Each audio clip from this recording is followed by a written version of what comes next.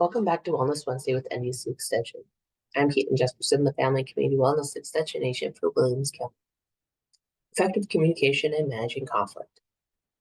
Conflict is an inevitable part of life and is bound to happen while working with any group of people. Conflict exists when people don't agree on an issue, decision, or action, and are generally caused by a lack of communication, differences of opinions and beliefs, varied expectations, and/or history. It's often thought of negatively because it makes people uncomfortable, but conflict can be a positive force in group work. It can help the group consider multiple options, boost creativity, and allow everyone's opinion to be heard on an issue. Depending on the dynamics of a situation, conflicts can be minor and dealt with easily, while other conflicts can be major and require a significant amount of time and attention. You should be aware that there are many methods for handling conflict situations. Setting simple ground rules and expectations of a group beforehand can minimize or even eliminate a conflict before an issue arises. This may include being respectful of each other, everyone getting a chance to be heard, or sticking to the issue. But if conflict does arise, here are 5 basic methods to resolve it: avoidance, accommodation, competition, compromise, and collaboration. Method 1, avoidance. This means the problem is solved by denying it even exists. Use it when the conflict is small and not worth the time to respond, or more information is needed to gather. 2, accommodation. Differences in the group are suppressed, and everyone is asked to try to get along, even though someone may need to give in, also known as smoothing over. Use it when the conflict is small and not worth the time to respond, and preserving relationships are important.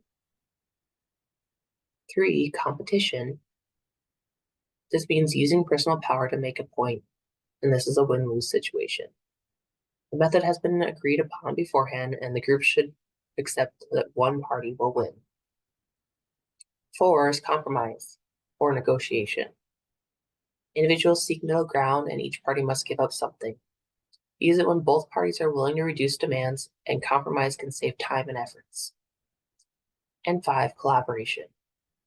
There's no winner or loser, but the emphasis is on a group solution. Use it when the time is available for all parties to share their views and members are willing to share their thinking. It is important to note that not one group method of resolving conflict exists.